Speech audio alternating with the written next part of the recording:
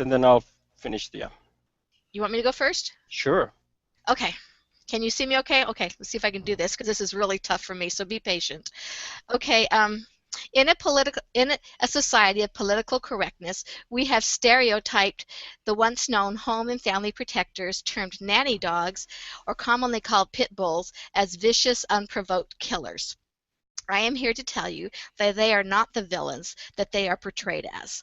For almost 114 years, the American Pit Bull Terrier was recognized by the United Kennel Club as the perfect nanny dog because of its friendly nature, loyalty, and stability. They didn't recommend using these dogs as guard dogs because they were too friendly with strangers. In the early half of the 20th century, they were known as American sweethearts, and you could find them on recruitment posters and materials. They were famous in the military, like Sergeant Stubby, the most decorated dog of World War I. Famous pit bull owners include Cesar Millan, the dog whisperer, Helen Keller, Thomas Edison, Brad Pitt, Linda Blair, Sonny and Cher Bono, and Rachel Ray, just to name a few. Some famous pit bulls are Petey from our gang, Nipper from the RCA Victor image, he sits by the phonograph, and Tig, the Buster Brown dog from the shoe ads. So what we have now is canine racism based upon myths and sensationalized by the media. The Houston Chronicle quotes unnamed officials as placing the blame for the problems on humans. I quote, "Many of the pit bull attacks are due to skyrocketing number of poorly bred and badly trained dogs raised by backyard breeders." End quote. They are the dogs of choice for irresponsible breeders, dog fighters, and those who like the look of a tough dog. The ASPCA says, and I quote, "Pit bulls often attract the worst kind of dog owners," end quote. A 2009 study by the Journal of the Forensic Science found that the owners of vicious dogs had significantly more criminal behaviors. Pit bulls are more frequently abused, tortured, abandoned, and euthanized within the United States. The American Veterinary Medicine Association states, I quote, "Controlled studies have not identified this breed as disproportionately dangerous," end quote. They do not have locking jaws. That's a myth. Studies did show that dog bite force was proportionate to the size of any breed of the dog, of any dog.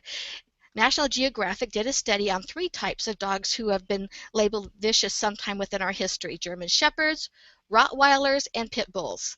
The Pit Bull exerted less bite force than the other 2 dog breeds. So based on looks alone, Pit Bulls are discriminated against. Legislation has proven to be ineffective. There is no proof that breed-specific laws, or BSL, make communities any safer. Pit bull is a type of dog and not a breed, making it very vague for legislation. A study by the Applied Animal Welfare Science found that 87.5% of the dogs identified as this specific dog type were proven incorrect by DNA analysis. In fact, upon further review, it discovered that the breed was incorrectly recorded over half the time in dog bite reports. Karen DeLeese, research director for the National Canine Research Council and author of the Pit Bull Placebo, studied every fatal dog bite reported between 2002 and 2005, which totaled 47 in all. And she found, and I quote, 11 dogs involved in fatal attacks with no pit bull characteristics were counted as pit bulls, while their true breeds were not reported, and 3 dogs that were clearly not Rottweilers were identified as Rottweilers. The CDC, the Center for Disease Control, does not support BSL. Dog bite data has proven inaccurate, and identifying breed can be difficult. So where do we stand, and what can we do about pit bulls? Understand that dogs don't understand human rights. Often, dogs who attack are abused or treated inhumanely or trained to just be mean. We should hold the owners responsible. Dogs need to be raised like humans in an environment of care and love. Young children should never be left alone with an animal. When my sister was little, my dad ran into the house real quick to grab something, and she was in a stroller. When he came out, the neighbor's cat had gotten its head in my sister's mouth and was trying to suck the milk out of the throat that she had just drank and was suffocating her. And he had to chase the cat away. In October 9th, 2000, in New Jersey, a 6-month-old baby girl was killed by the family's dog, which is a Pomeranian, and that was reported in the Los Angeles Times. Dogs should be socialized to accept even those who do not live in the home. This can lead to less aggression. In my homeowners association, I have 102 homes and I have to sit on many panels with dog disputes. Many of the small dog owners don't feel they have to have their dogs on leashes, and they go around, they nip at other dogs that are on leashes or at individuals. What I have come up with is a dog bite is a dog bite. And aggressive behavior can come in all breeds if not properly trained, and no dog is inherently mean.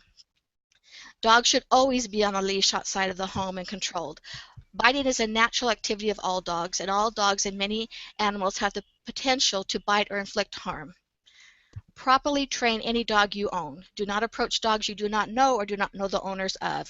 We need to encourage dog owners to become knowledgeable about their animals and to train and socialize them so they can become our good dog neighbors. This responsibility is in the dog owner, not the dog, who is subjected to proper or improper training and exposure just like parenting of children is.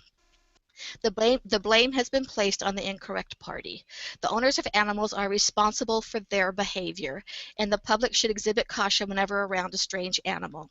A quote from President Joseph F. Smith regarding animals states, "Kindness to the whole animal creation, especially to all domestic animals, is not only a virtue that should be developed, but it is the absolute duty of mankind. It is an unrighteous thing to treat any creature cruelly." I say that pit bulls have been victims of canine racism. I have lived with at least 7 pit bulls over the last 40 years and have never experienced one misstep by any of the dogs. Children have yanked their ears and tails, pulled on the female's nipples, stuck their fingers up their nose and rectums, and even tried to ride them without one snarl or snap. There were some groans from the dogs, however. They have proven to be loyal and great nanny dogs to my children and my grandchildren. So I hope you see pit bulls in another light. That's my speech. That was Yeah. good timing. How was I on time? You was right on time. Because he helped me cut it down. I was 7 minutes 30 seconds on Saturday. He helped me cut Yes. it down. I actually got my stopwatch here and I was going on the time. It was right on time. Oh, good. Yeah. I'm still 8.5 minutes, so that's pretty good. So I don't know if you guys are familiar with pit bulls or not, but No, I'm not. I've heard a lot about them, biting people, but, very persuasive. my son's dog is, if you give him a hot dog, he'll invite you in for a drink, a soda, and just give him the hot dog. And he'll like open the door, sit you down, and treat you like a king just for that hot dog. Nice. So, I mean, I've been around a lot of pit bulls, and Mm-hmm. it is how you train them. But you have to be careful with any dog. Right. I never leave any child alone, even with the dogs I trust. Right. Right. That's very true. So, I anyway, thought the statistic about the Pomeranian and stuff was really interesting. I've never was heard that what? before. I'm sorry? Just the child being killed by a Pomeranian. I know, because they're That like a was, little 4-pound dog. yeah, I'm like, that's a shock right there. So that's cool. Well, it's Yeah. not cool, but Yeah. Lauren, you have an echo on your mic. let me see what I can do. Yeah. And she's kind of coming in and out on my end. It Yeah. seems. Maybe just turn down the volume a little bit, and we'll see if that works. Just did that fix it at all? Yeah, I don't hear the echo no more. No, I don't hear it Okay. either. Yeah, so good. Right. Like I said, doing it on my phone. So. Okay. Oh, that's nice. All right, Lauren. All right. So, for many generations, and even now in several cultures, spanking has been seen as an acceptable form of punishment. But research has found that the cost may outweigh the benefit.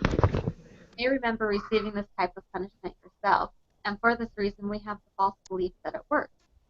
And in the moment, it does, because it does stop the misbehavior. But it lacks the ability to bring about true lasting change and reformation.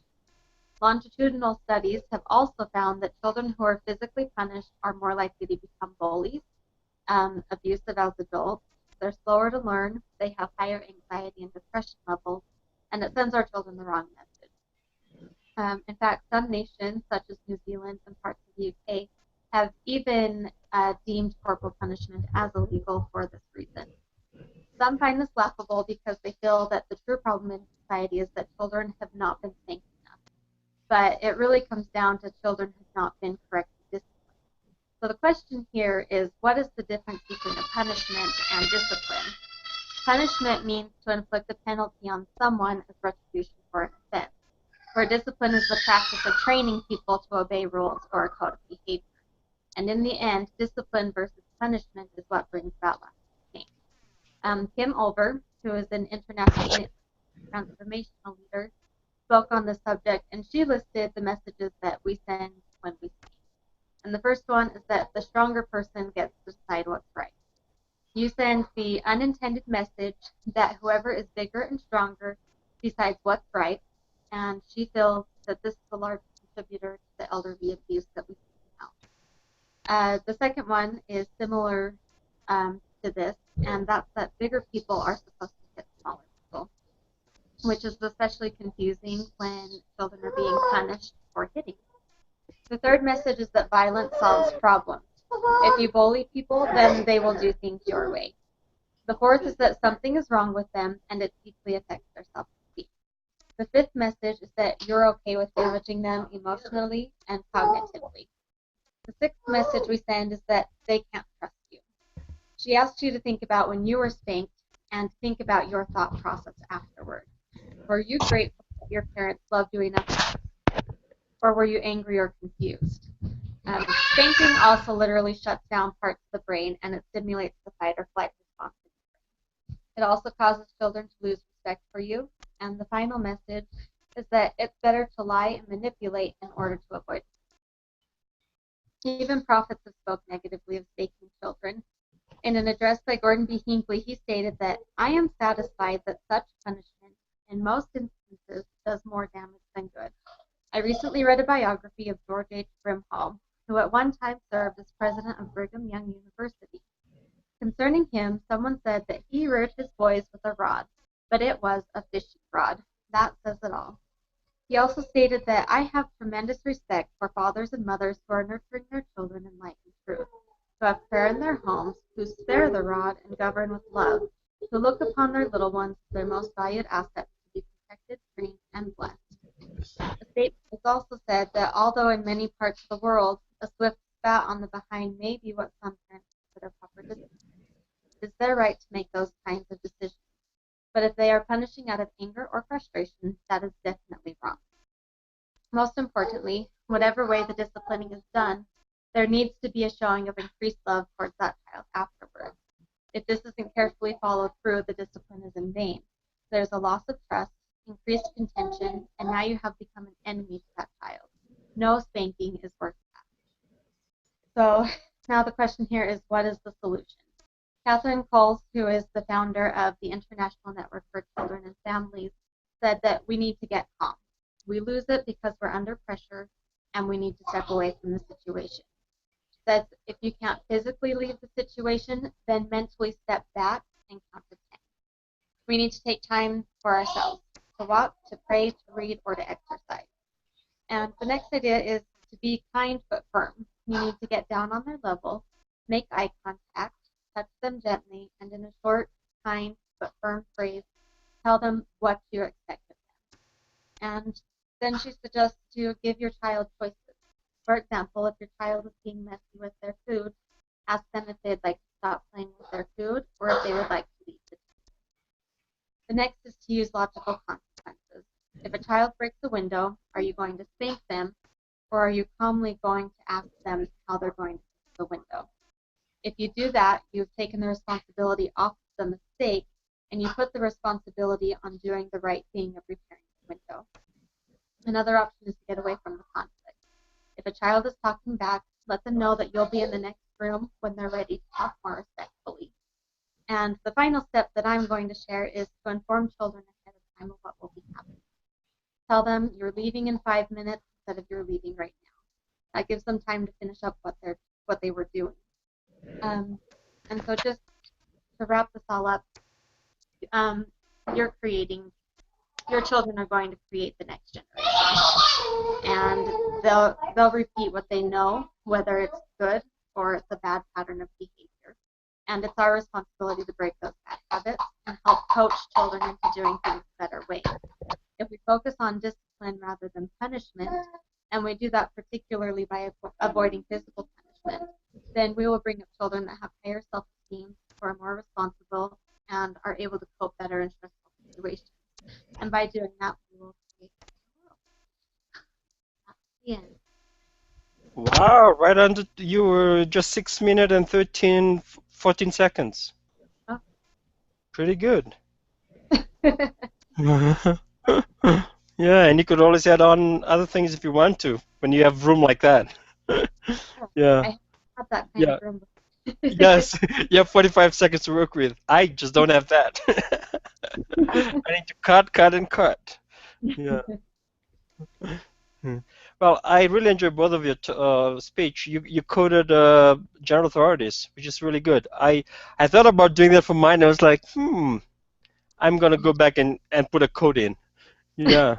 What they told me at the center when I went there, the practice center, is that, gear it towards your audience. I said, well, I knew I was giving it to LDS, so Right.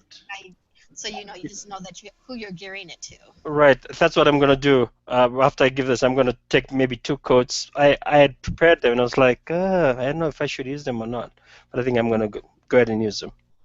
Yeah. Okay. Now it's my turn. Okay. I was about to mute my mic. No. Hold on. I need to get the timer thing going here. Today, I'd like to help you feel more comfortable with a topic that, no doubt, makes many of you deeply uncomfortable, and that's organ donation. According to organdonor.gov, 8,030 people are dying because they didn't receive a donated organ. Every day, 22 people die waiting for transplants that can't take place because of the shortage of donated organs. As heartbreaking as that statistic shows, another 28,000 Americans are miraculously saved each year through organ donations. That is, 79 people a day are saved because they received organ transplants. 22 people die unnecessary deaths every day on the organ donation transplant list because there aren't enough people signing their organ donor consent forms. My purpose today is to ask you to become an organ donor. Becoming an organ donor is not only an important decision for yourself, but it is also an important decision for the life that you may have the power to save. Organ donation is the process of surgically removing an organ or tissue from one person, the organ donor, and placing it into another person, the recipient. Transplantation is necessary because the recipient's organ has failed or has been damaged by disease or injury. Organ transplantation is one of the greatest advances in modern medicine. Unfortunately, the need for organ donors is much greater than the number of people who actually donate. Every day in the United States, 121,000 men, women, and children await life-saving organ transplants. Worldwide, thousands of people suffer or die waiting for an organ, while the majority of the population favors organ donation and transplantation. For a variety of reasons, the potential of organ donation is still underexploited. Deciding to donate your organs and tissue is an important decision, often made more difficult by some common misconceptions. I'll walk you through some of the most persistent myths about organ donations and then provide the facts so you can make the decision that's right for you. Many people are concerned that if they sign up to be an organ donor, they won't get the same level of care should they end up in a life or death situation. However, this is not true. Most major religions allow organ donation. A few of the religions that support the practices are Catholicism, Lutheran Church, the Church of Jesus Christ of Latter-day Saints, Judaism, Episcopal Church, and the Presbyterian Church. Organ and tissue donation does not keep you from having an open casket funeral, if that's your preference. Because donors' bodies are clothed for burial, you won't see signs of the donation. You might be surprised to learn that most health conditions won't disqualify you from donating your organs and tissues. While you may not be able to donate certain organs, other organs and/or tissues may be perfectly fine. You can specify which organs you are willing to donate. Only the organs you identify will be donated. The family of an organ donor is only ever charged for the medical procedures performed in the attempt to save the donor's life. Costs associated with post-mortem procedures associated with organ donation are not passed down to the donor's family. The donation of organs and tissues is a selfless act that often results in great benefit to individuals with medical conditions. According to the National Foundation for Transplants, quote, one organ donor can save 8 lives and change the lives of more than 50 people. Today, there are more than 121,000 patients waiting for the life-saving organ or tissue transplants, and every 11 minutes, another name is added to the list, close quote. On June 3, 1993, 14-month-old Colby, left unattended in the bathtub by a babysitter, slipped under the water and drowned.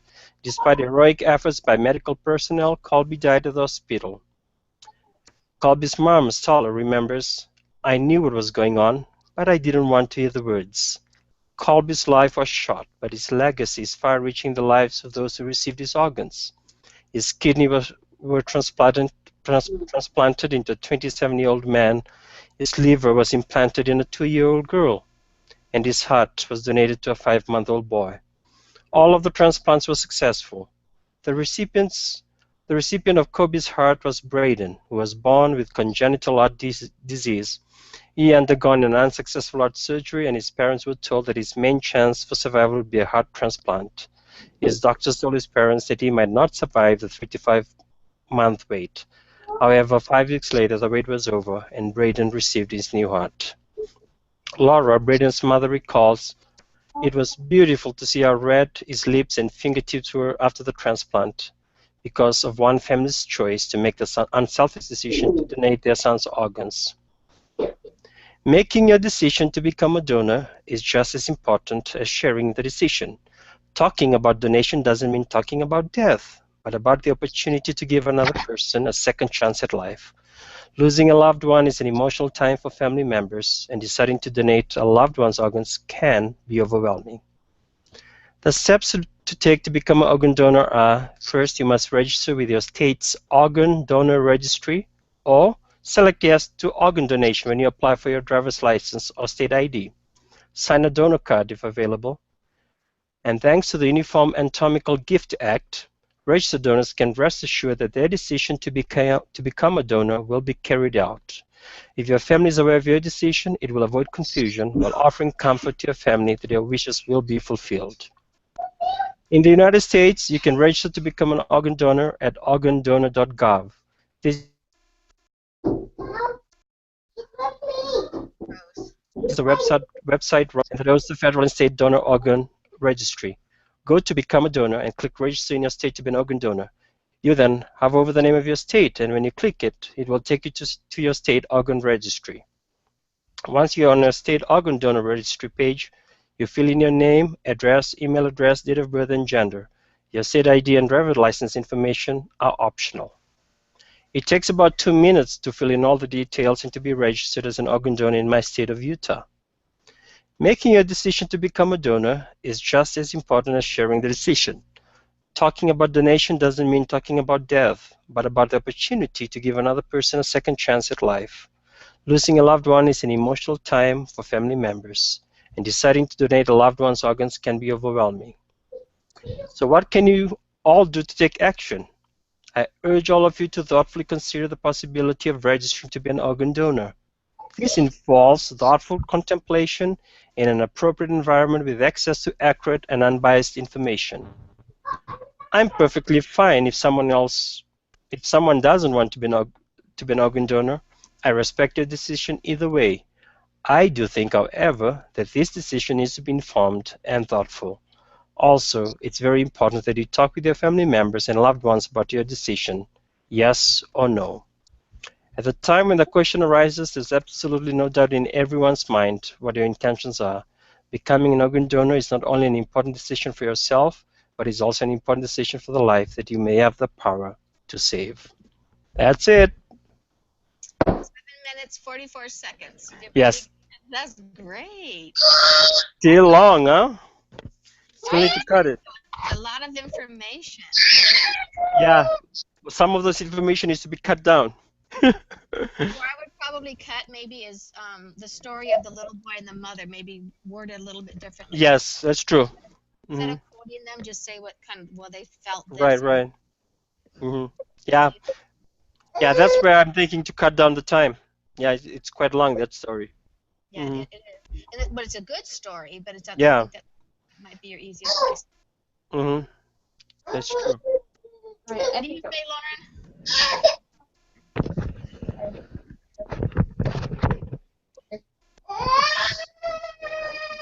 All right, I think we're done, right? Yep. All right, we'll see you Guys, guys next week. Good luck. good luck. yeah. All right, Bye-bye. bye. Bye.